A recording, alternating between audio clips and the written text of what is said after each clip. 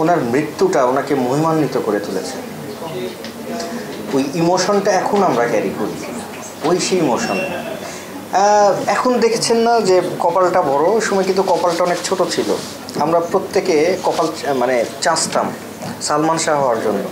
কোনো অ্যাঙ্গেল থেকেই যাদেরকে সালমান শাহ মানে কোনোভাবেই বোঝা যায় না, তারাও চেষ্টা করতো সালমান শাহ হওয়ার জন্য।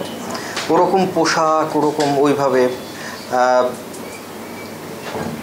এখন সালমান শাহর কাজগুলো দেখতে বসলে আমি জানি না কতজনের মনে হবে যে অ্যাক্টিংয়ের যে উনি যে অ্যাক্টিং যে প্যাটার্নটা, উনি যে ফ্যাশনের যে প্যাটার্নটা উনি শুরু করেছিলেন, এখন কি খুব পুরাতন লাগে? যে অ্যাক্টিং প্যাটার্নটাকে এখন পুরাতন লাগে? লাগে না কিন্তু। সেই আঙ্গিক থেকে উনি কত বড় মাপের শিল্পী ছিলেন, একজন নায়ক ছিলেন পরিপূর্ণভাবে, সেটা কিন্তু ওনার কাজগুলো এখনও দেখলে আমরা বুঝতে পারি যে ওই সময়ে কতটা আধুনিক ছিলেন উনি।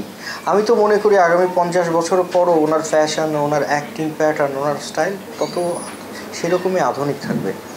তো এই যে কালজয়ী একজন হিরোকে আমরা হারিয়েছি, এই হারানোর মধ্যে দিয়ে ইমোশনটা ভেতরের মধ্যে কিন্তু ঢুকে গেছে।